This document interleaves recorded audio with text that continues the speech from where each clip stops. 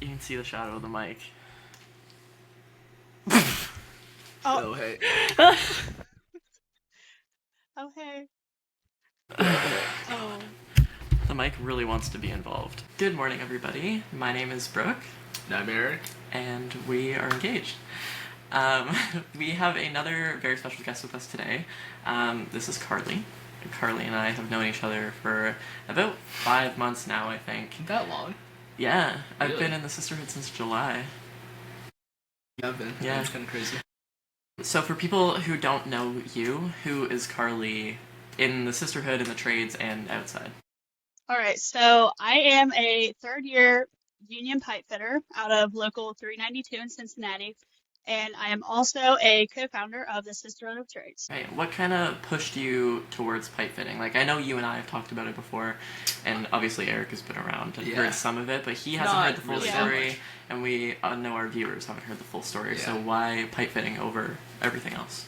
So I started out going to college, withdrew, and then my dad kind of got in my ear about getting in the trades, and his buddies heard about it, and they really started hammering down and was like, the benefits, like the work, everything's good. Like, you would be perfect to be a pipe fitter. Like, we don't see you doing anything else. Like, this is for you. So I was like, you know what? I might as well try it out. Yeah. Did you, know anybody in, that was a pipe fitter already? Before you got in? Or, so, two guys that we duck hunt with, they are journeyman union pipe fitters. So I would see them a lot. I seen one of them at my brother's dirt bike races almost every single weekend. So he was really in my ear because I seen him the most. So yeah. That's good though. It's good to have that kind of not support system, but somebody that's already in it to kind of give you advice. I went into it blind. I just picked it and was like, fuck it.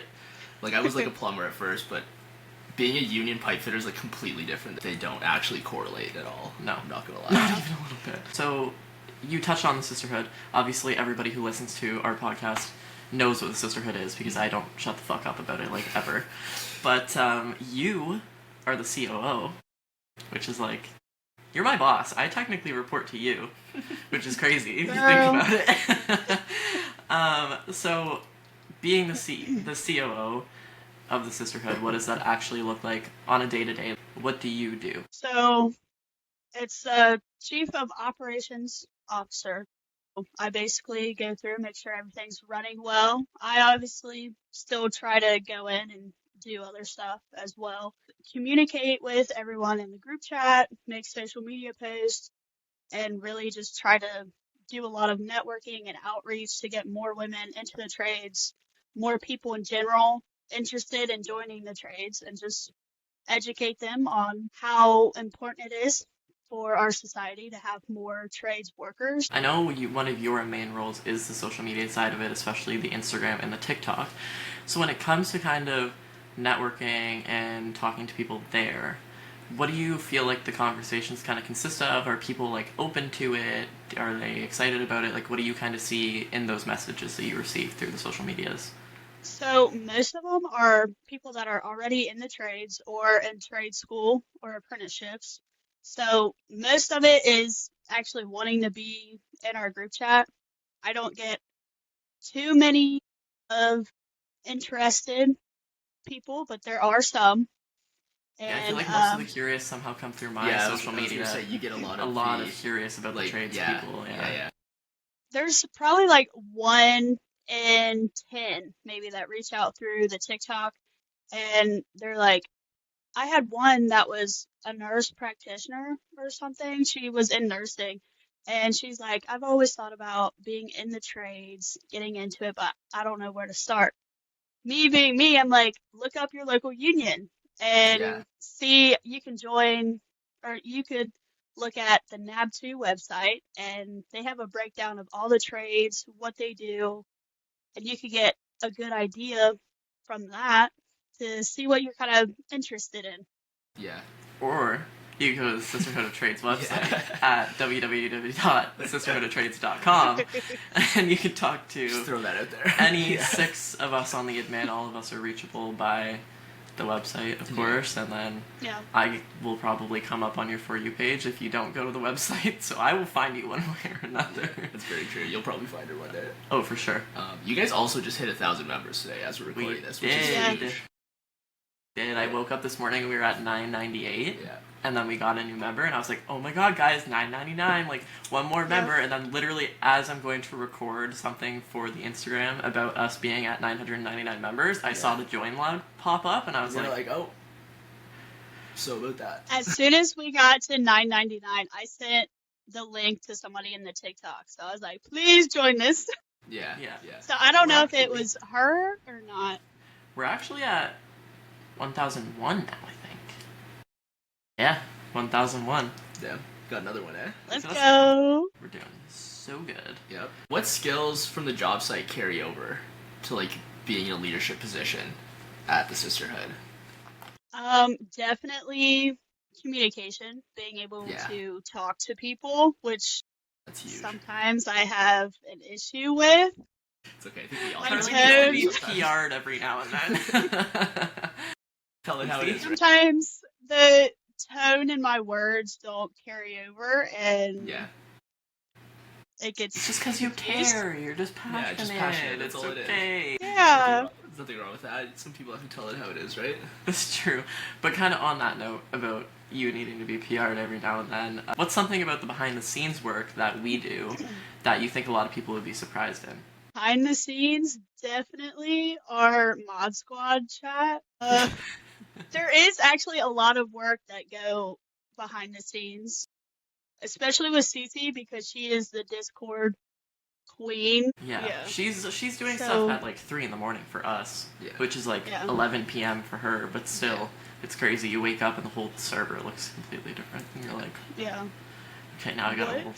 find out how to navigate this again. Yeah, there's like Yeah. you and I who have like zero.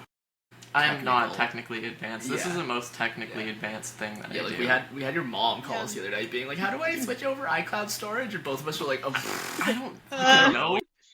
You're 22. What are you good for? I was like, Not you've that. always taught me Nothing. how to do this shit. Like, what do you Yeah. want from me? She's like, "Eric, do you know?" And I'm like, "Can't help you. I'm so sorry." It's true, but Yeah. at least we both know how to do our actual jobs. And That's a good point. with us being engaged Yeah. and being in the trades, the same trade, I know that you Yeah. are also in a relationship with somebody who is in your trade. So, I am. do you want to kind of tell me how that dynamic works, or? Yeah. Yeah, so it was like my first year. We met kind of on the job site. Foreman took us out to lunch. I got a Snapchat. 2.5 years later, here we are, still dating. We have a house. It's definitely weird in some aspects because a lot of guys on the same job site, they're like, "Oh, you're dating Ethan, right?" I was like, "How do you know this?" See, for him, it's, oh, you're engaged to Brooke, right? I feel like everybody knows me, and now everybody's starting to know you. Yeah, I don't really care about that in our hall though. Well, I just mean in general. Oh, Not yeah. even just Yeah. at the hall. Yeah. But, Yeah, I Yeah. think Ethan's been topped out for 4 or 5 years now, and I'm a third year, so at least you're still getting the raises like twice a year, not just Yeah. the collective agreement raise, but also your Yeah. apprenticeship raises. We both just got our That's apprenticeship nice. raise, Yeah. and we were like, our income went up like $20,000 a year just from both of us getting a raise. Yeah.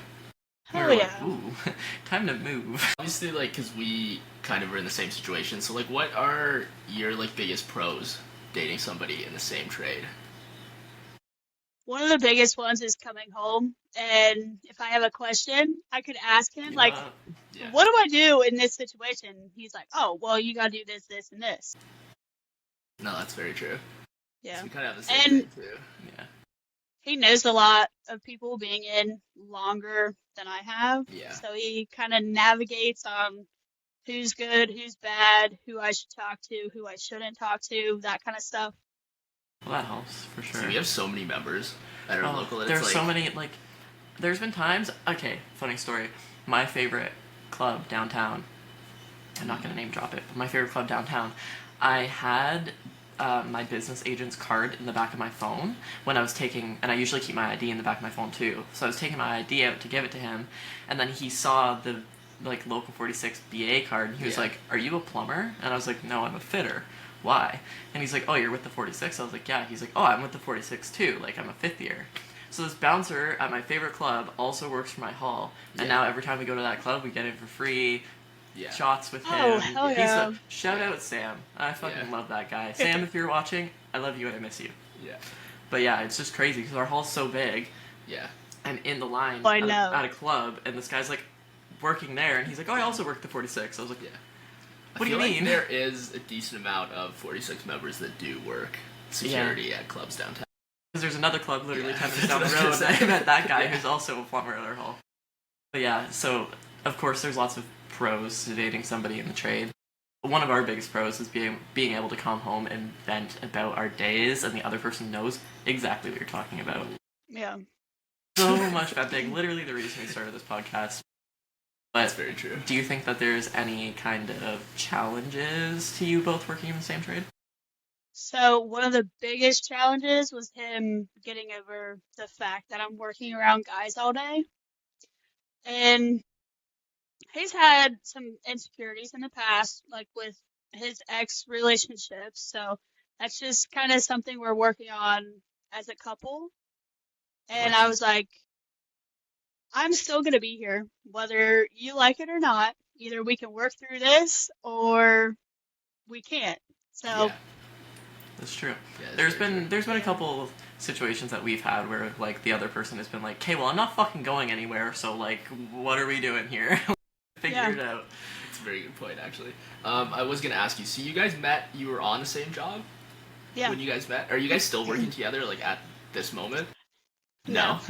Okay. No, it was It's a funny happy, sad because moment. as soon as I got a Snapchat, he was laid off and then didn't talk to me for like a week or 2 weeks. Yeah. What boundaries do you and Ethan kind of have in place to prevent work from taking over your relationship? So I just set a new boundary. I would only, this was probably like a couple weeks ago, but to focus more on our relationship and being together. And we are working on communication because we both suck at it, I will admit. We do too. Yeah. But I feel like most young people in relationships suck at communication. Yes. Just the way it is. But I think I limited myself to at least an hour at the house being on my phone, working on like LinkedIn or Discord, anything of that nature. And then like I will tell him like when I have podcast videos coming up or when we have a mod meeting for whatever. Yeah. But those are like the little things that, because he gets upset when we don't spend a lot of time together at the house. Yeah. He's like, "You're always on your phone. You're always on your computer." I was like, "Well, let me limit that a little bit." So. Yeah. See, I'm lucky because he fully understands and like supports what we're building. And he's also like, you know how it is, we'll be like talking in Mod Squad and we'll be like, "Oh, Eric, what do you think about this?" And like he actually participates. I know Ethan's not, he doesn't want to get involved with that kind of stuff, but I just got really lucky with him being a part of everything. He's like literally all the Sisterhood posts and stuff that are made now, it's like all of us are tagged and then it's like Eric. So now you're just an actual honorary member. Congratulations. Yeah. Thank you. I feel honored to be here. I wish Ethan liked all the drama, because then I would have somebody to like. The drama. I'm not gonna lie, that's a Toronto guy thing. It is a Toronto guy thing. People down here live for the drama. It's the city life down here. Oh yeah, it's very true. But kind of on the note of drama, I guess. How do you two kind of support each other when like one of you is going through a rough patch at work? I haven't had very many experiences like that, but Ethan has. He has trouble with battling depression, and the guys at work don't necessarily help with that because they're all like, "Oh, we're these big, strong men. We don't have emotions. Just get over it, bro." Which is like low-key something that actually needs to be talked about. Really toxic. Like, not just like fully mental health in the trades, but like men's mental health in trades, I feel like it does yeah. not get talked about very often. I feel like it doesn't get talked about very often down where they are. Up here, Up we here, do have, it's pretty good. Our Like, union hall's actually really we good both for have that. done, it's called Vital Cog, which is basically like suicide prevention. We have 988. We actually have that in our classes this year. There you nice, go. yeah. I've done it 4 times. Yeah, which we'll have to do it again. And we're going to do it again in January. Yeah. But so we have Vital Cog. Obviously 988 is like an international thing. Yeah. But then our union hall also has like basically a crisis and recovery center that they not like fund, but like they fund pay. it as, We like, fund active members if they need it. We Yeah. are off of our like part of our package that we pay towards De Novo, which is like the center for rehabilitation or like crisis and all that stuff. So We have things that we pay into for rehab, like for alcoholism and drug use, abuse. Obviously it's a big issue that all the trades face, but yeah, for sure. How do you both handle burnout? Do you guys like tag team it, take turns supporting each other, or just like crash out together? A little mix of everything, really. There are some times that we are both very reactive. We're both stressed out. We just start yelling at each other, which then comes the communication issues that we're working on. And then there's a lot of times where we just have to sit down and he's like, no, you should be doing this. Like, if I'm having trouble like talking to somebody on a job site, he's like, they shouldn't be talking to you like that. Tough love. I'm very much tough love. Yeah. And I need to be more empathetic sometimes, but my mom was always really tough love, so I don't know, I just feel like that's kind of the way that I communicate. And we don't really yell at each other, actually. We'll yell, like, at each other about something, but not like, actually at each other. Like, it'll just be a loud conversation, if that makes sense. We're both, like, loud people. Yeah. I'm not. In general. With you, I am. That's what I mean, like, in a relationship, like together, we're loud together. We are. But it's we really don't. bad. We don't mean anything by, like, We also never yell at each other. No. If we, like, sometimes give each other attitude, and then, like... I give him attitude. Oh, we are so full of attitude. Yeah. No. It's so bad. I am such a backseat driver. Yeah, no, today's the last day I'm driving anywhere, actually. Okay, it's not my fault you can't park.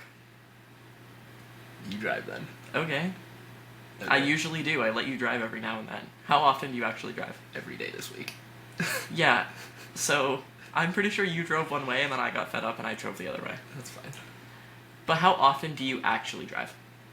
Who drove the entire time we were in Buffalo? Yeah, you. Who drives every time we go to see family, every time we go back to our parents? Because I don't want to drive for you. You scare me. You're not nice to me, generally. I'm sorry that you're a bad driver.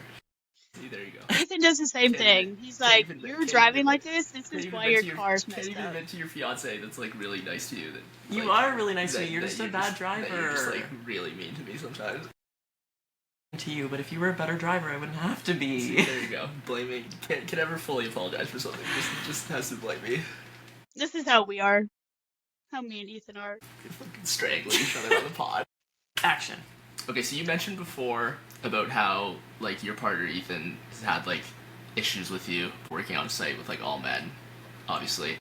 How does being a woman in the trades impact your relationship dynamic? So, like I said, we obviously had some issues in the past, and I mean, we talked through it, and he's just kind of dealt with it, I guess I could say. There isn't really much he could do than deal with it, because I'm not going anywhere. Yeah, I can't really That's switch true. careers, unfortunately. Has he worked with any girls aside from you? Yeah. Yeah. And do you feel like, with him being with you and being a woman in the trades, do you feel like he's kind of different towards women that he works with now, and like maybe like a more protective of them, or like anything like that kind of sense? I think so. Like, even before, like, there was this time where I think this girl had to change her pants for some reason, and she had to hide behind somewhere and take her pants off, and she's like, don't look back here because you're going to see me in my underwear. He's like, I'll just look out for other guys. Yeah. But Oh, like good in on that her. aspect, literally. yeah. Yeah. Who do you think complains more Yeah, when they get home from yeah, work? You? Me. Who complains more out of us? I feel like Lately it's been you. yeah, yeah. You've been working in literal trenches, and yeah, That's a good point. and outside, and it's freezing out now. Oh my god, the snow. Honestly, yeah, it depends on the job because Yeah. he's had some really shitty jobs that he's We all done, do. and just yeah. Yeah. That's actually a very good point. Whose tool bag is heavier? Probably his. I don't know. I just Yeah. acquire like little buckets on the job, so I'll have like Okay, a yeah. collection of buckets. Mhm. So I don't have one constant tool bag that tool I bag, carry. Yeah. Got it. Honestly, those bucket But buddies are like some of the handiest things you'd ever have. The Back ones when that I was go over the bucket? Yeah, you put them over. I the need to bucket, get yeah. one of And those. then you put shit in the Yeah. side pockets. Honestly, they're life Yeah. changer. Back when I was like jumping around from like different job sites all the time when I was non-union, those things are freaking amazing. You just throw the buckets in the back of your car and you just have Yeah. everything like literally accessible. Like I had like a copper bucket, a hand tool bucket, like a PEX bucket, and it literally just whatever I needed. That's Those very things true. are amazing. They want to sponsor it. this episode. Bucket buddy? If both of you could switch trades, what could you see both of you doing? Like you and like, Ethan, obviously. If you could see something like him doing I something think different. Ethan would love to be like a CDL driver, Okay. Okay. like dump truck Yeah, that like heavy, kind of stuff. heavy Yeah. machinery. Mhm. Yeah. Yeah. And then I would love to be a crane operator because the money and you're just sitting there like, No, Literally. it's a really cool job. not all the gonna lie. pipe fitter women are like, fuck it, I want to be a crane Crane operator. yeah. So right now we're gonna move on. We did this last week with Noosh, and it was kind of cool actually. So we're gonna do it again. But I'm just gonna ask you like a bunch of rapid fire questions. Some of them are like work related, trade related. Some of them are just like random questions. So just first thing that comes to your mind, just like fire off your answers as quick as you can, and then I'll just keep going. Okay. All right, you ready? Yeah.